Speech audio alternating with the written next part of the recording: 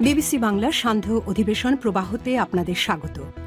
আজ আপনাদের সাথে লন্ডন স্টুডিও থেকে আছি মানসী বড়ুয়া। বাংলাদেশের সর্বশেষ গুরুত্বপূর্ণ আপডেট সংবাদে আপনাকে স্বাগত। শুরুতেই সংবাদ শিরোনাম, পরে বিস্তারিত। প্রথমেই জানাবো আমাদের হাতে থাকা সর্বশেষ গুরুত্বপূর্ণ সবথেকে তাজা আপডেট সংবাদ। তাজুলকে সরিয়ে নতুন চিফ প্রসিকিউটর আমিনুল ইসলাম। আন্তর্জাতিক অপরাধ ট্রাইব্যুনালে চিফ প্রসিকিউটরের পদ থেকে তাজুল ইসলামকে সরিয়ে দিয়েছে বিএনপি নতুন chief prosecutor advocate Aminul Islam. এ বিষয়ে আজ প্রজ্ঞাপন জারি করেছে আইন মন্ত্রণালয়। এরপর জানাবো জামাত এবং এনসিপি রাজনৈতিক জোট নিয়ে যা জানা গেল।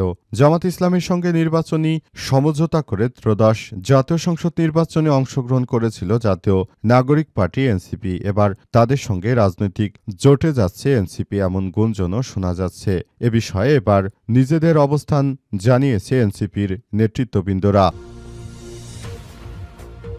এদিকে সারা দেশে আওয়ামী লীগের অফিস খোলার প্রশ্নে যা বললেন বিএনপির মহাসচিব মির্জা ফখরুল ইসলাম। সারা দেশে বিএনপি চায় না যে আওয়ামী লীগের অফিসগুলো খোলা হোক, কিন্তু যেহেতু আইনগতভাবে আওয়ামী লীগের কার্যক্রম নিষিদ্ধ রয়েছে, সুতরাং এখন নতুন করে আবার দেশের মধ্যে যদি আওয়ামী লীগ কার্যক্রম চালায় তাহলে সে বিষয়ে বিএনপি আইনগত ব্যবস্থা গ্রহণ করবে বলে বিএনপির পক্ষ থেকে আজ নিশ্চিত করল মির্জা ফখরুল ইসলাম।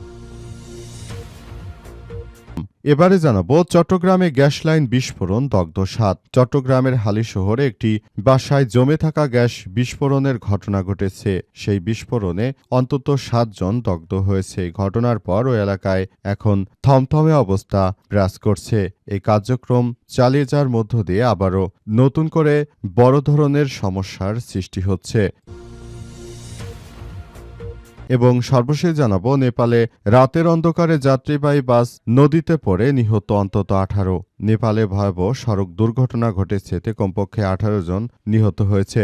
আজ দেশটির ধানডিং জেলায় গভীর রাতে পোখারা থেকে কাঠমান্ডুগামী একটি যাত্রীবাহী বাস নিয়ন্ত্রণ হারিয়ে ত্রিশূলী নদীতে পড়ে যায়। এতে প্রাণহানির ঘটনা ঘটেছে। প্রিয় দর্শক, এতক্ষণ শুনছিলেন সংবাদ শিরোনাম, এবারে বিস্তারিত।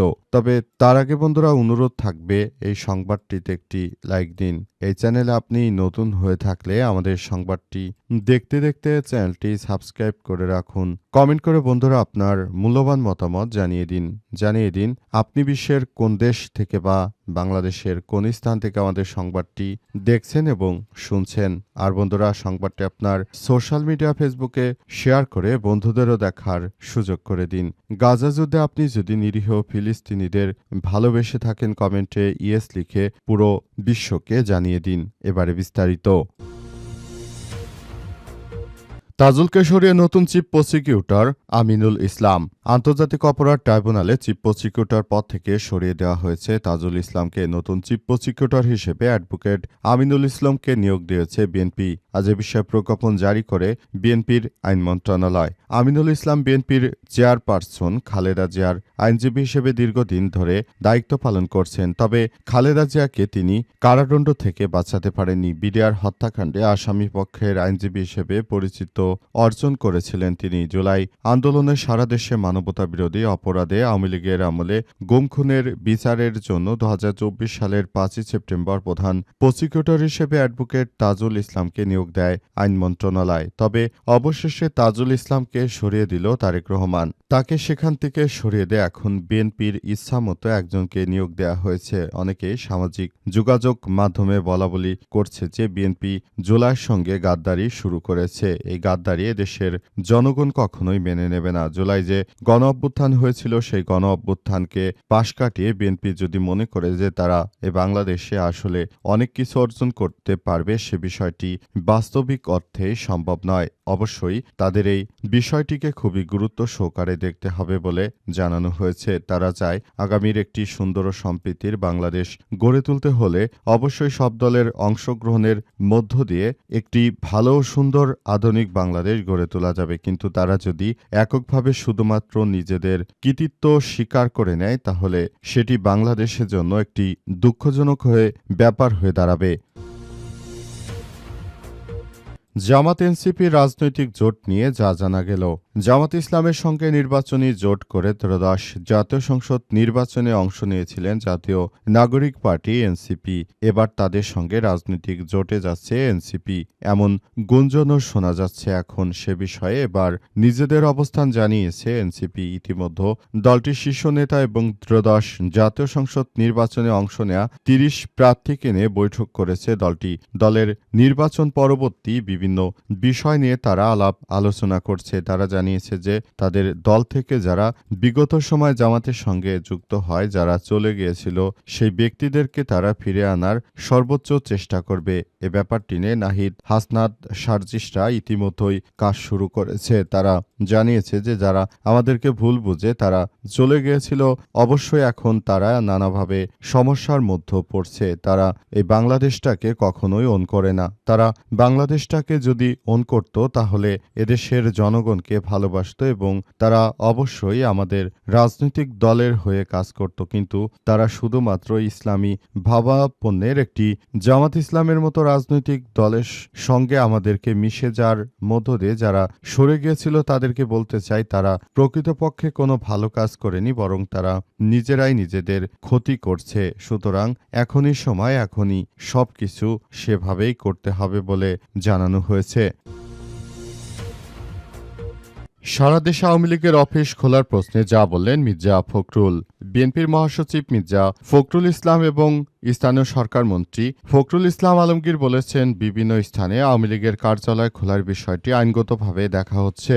আজ রাজধানীর নয়াপল্টনে বিএনপির কেন্দ্রীয় কার্যালয়ে সাংবাদিকদের প্রশ্নের জবাবে সব কথা বলেছেন তিনি। সাংবাদিকেরা প্রশ্ন করেন, বিভিন্ন স্থানে আওয়ামী লীগের অফিসগুলো খোলা হচ্ছে, এ বিষয়ে সরকারের অবস্থান কি? উত্তরে মির্জা ফখরুল ইসলাম আলমগীর বলেছেন, এটা আমরা চাইনি এবং যেহেতু আইনগতভাবে এটা বলা হয়েছে যে তাদের কার্যক্রম নিষিদ্ধ, সেভাবে এটাকে দেখা হবে সব জায়গায়। তিনি আরও জানিয়েছেন, নয়াপল্টনে বিএনপির কেন্দ্রীয় কার্যালয় থেকে বিগত সময় সবথেকে বেশি আন্দোলন ও কর্মসূচি পালন করা হয়েছে, যার নেতৃত্বে ছিলেন বিএনপির প্রাত চেয়ারম্যান ও সাবেক প্রধানমন্ত্রী খালেদা জিয়া। তিনি আরও জানিয়েছেন, এই কার্যালয় থেকেই দেওয়া কর্মসূচিগুলো জনগণকে অনুপ্রাণিত করেছিল। স্থানীয় সরকার নির্বাচন নিয়ে সাংবাদিকদের এক প্রশ্নের জবাবে মির্জা ফখরুল ইসলাম আলমগীর জানিয়েছেন, সঠিক সময়ে সরকারি নিয়ম মেনে স্থানীয় সরকার নির্বাচন অনুষ্ঠিত হবে। বিএনপির মহাসচিব আরও বলেন, কতগুলো নিয়মকানুন আছে সরকারি এবং যেসব প্রথা রয়েছে সেগুলো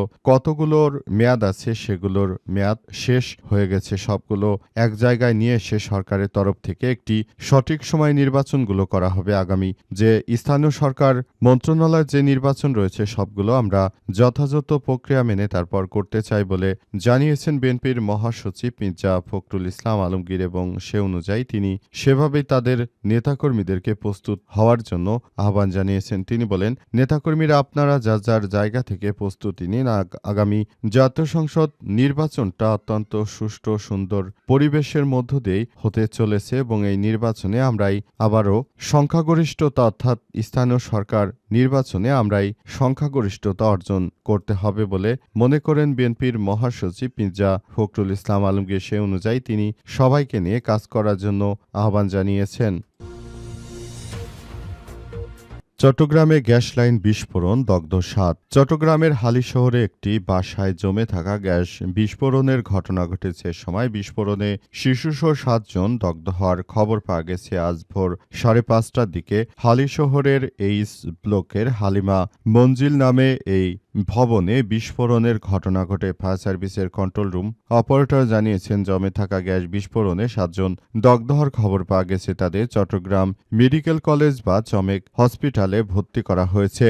জানা গেছে, হালিমা মঞ্জিল নামের ৬ তলার একটি ভবনের ৩য় তলায় একটি বাসায় জমে থাকা গ্যাস বিস্ফোরণ হয়। এতে পুরো বাসায় আগুন ছড়িয়ে পড়ে। বাসায় থাকা শিশুসহ ৭ জন দগ্ধ হয়েছে। ফায়ার সার্ভিস ঘটনাস্থলে পৌঁছানোর পর স্থানীয়রা আগুনে দগ্ধদের উদ্ধার করে এবং সে অনুযায়ী সবাই সেখানে দ্রুততম সময়ের মধ্যে উদ্ধারের অভিযান চালায় এবং সর্বশেষ সেখান থেকে সবাইকে উদ্ধার করা হয়েছে। তবে ৭ জন খুবই জখম হয়ে গেছে দগ্ধ হয়ে। তাদের অবস্থা খুবই আশঙ্কাজনক অবস্থায় দাঁড়িয়েছে। সেখানে থাকা বাকি আরও যারা সদস্য রয়েছে তারা সেসব জায়গা থেকে নিরাপদ দূরত্বে সরে যাওয়ার জন্য তারা সেখান থেকে দৌড়াতে থাকবে এবং এই কার্যক্রমগুলো চালিয়ে যাওয়ার মধ্য দিয়ে তারা আবারও পুরো বিষয়টিকে সেভাবেই দেখার জন্য আবারও কার্যক্রম চালু করছে।